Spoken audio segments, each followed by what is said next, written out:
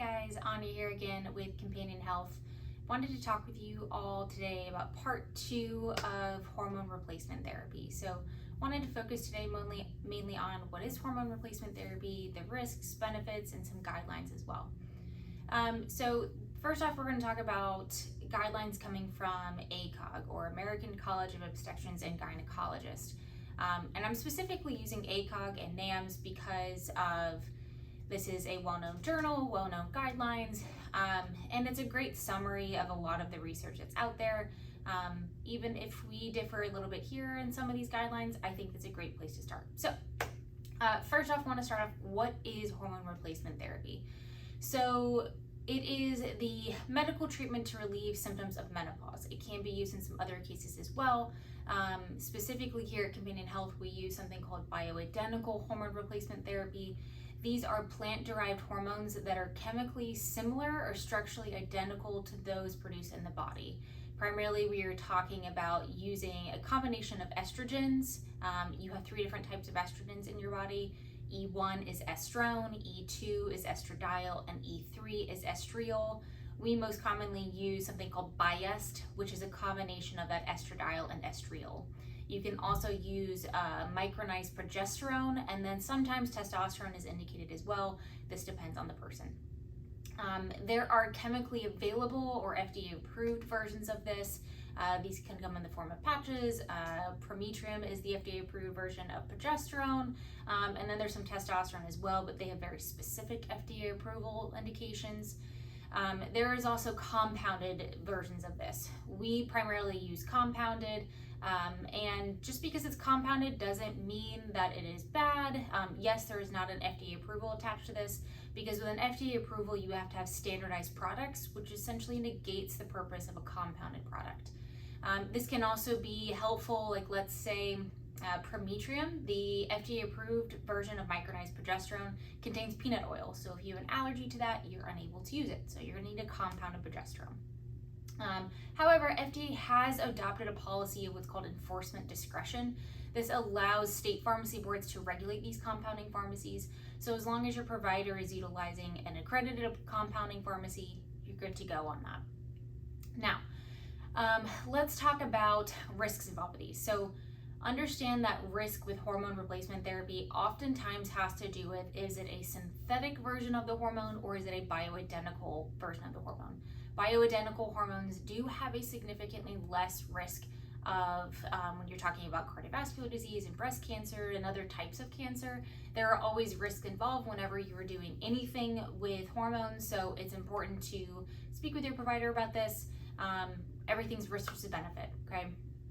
So with synthetic oral estrogens, so this would be something called CEE, or combined equine estrogens. This is what has been studied a lot.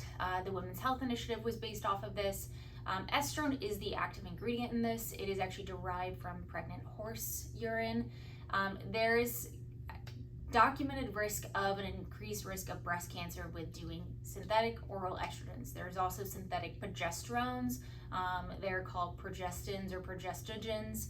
So just keep that in mind whenever you are speaking with your provider or reading anything about breast cancer risk or risk in general of doing hormone replacement therapy. In 2013, there was an article that came out specifically talking about cardiovascular disease and clot risk. It is called postmenopausal estrogen therapy, route of administration, and risk of venous thromboembolism. Essentially, this article talked about if you do oral dosing of estrogen, there is an increased risk of what's called prothrombin effect. This is essentially, there's increased clotting factors coming from the liver as a byproduct of the metabolism of these oral estrogens. This generally does not occur with topical formulation, so again, keep that in mind. It matters how you're dosing these hormones. And then on the positive side, there is a positive benefit of doing combined hormone replacement therapy, meaning doing an estrogen and a progesterone, and a decreased risk of colon and endometrial cancer. Now, I wanted to read to you some direct quotes from NAMS, which is the North American Menopause Society, just touching base again on these risk versus benefits and how it all depends, okay? So, direct quote, hormone therapy remains the most effective treatment for vasomotor symptoms in the genitourinary syndrome of menopause and has been shown to prevent bone loss and fracture. Risks of hormone therapy differ depending on type, dose, duration of use, the route of administration, timing of initiation, and whether or not a progestogen is used. So this is saying it just depends on how it's utilized. Are you using a bioidentical versus a synthetic? Are you taking it by mouth, which it is not recommended at all to do an oral estrogen or an oral testosterone due to some of the risks involved with that. So again, it all depends on how it's being done. You can't blanket statement risks when it comes to hormone therapy. You have to dig a little deeper on what they're talking about.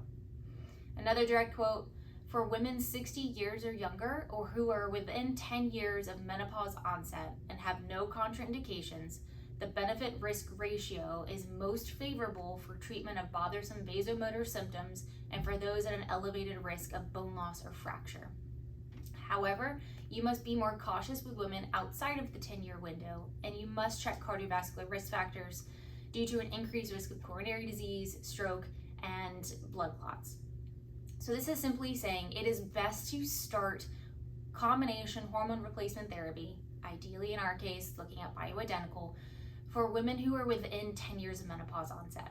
Now, when you get outside of those 10 years, there is an increased risk of cardiovascular disease due to the fact that estrogen is no longer been within the system or at much lower levels. So the cardiovascular risk increases the longer you go without estrogen. So it's important to take that into account whenever you're talking to your provider.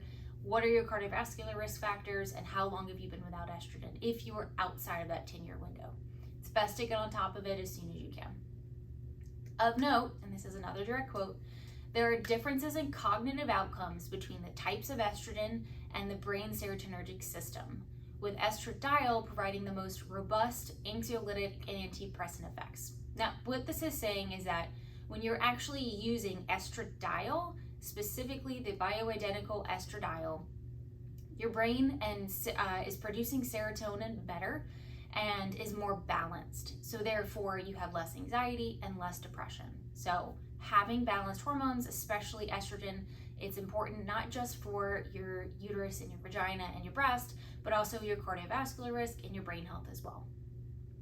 So overall, everything in medicine is risk versus benefit. The approach must be personalized. Breast cancer risk or history of breast cancer, you must consult oncology with this. However, there are considered safe treatments out there. Ideally, you're using a combination of estriol, which is a different type of estrogen, and DHEA. You can use it vaginally and it is deemed safe. But again, this must be done in conjunction with the oncologist. It's important for your provider to stay up to date on data that's out there and or refer to others that are more educated if they aren't feeling comfortable with it. And as always, ask questions, advocate for your health and your well-being. If you guys have any questions, let me know. Thanks.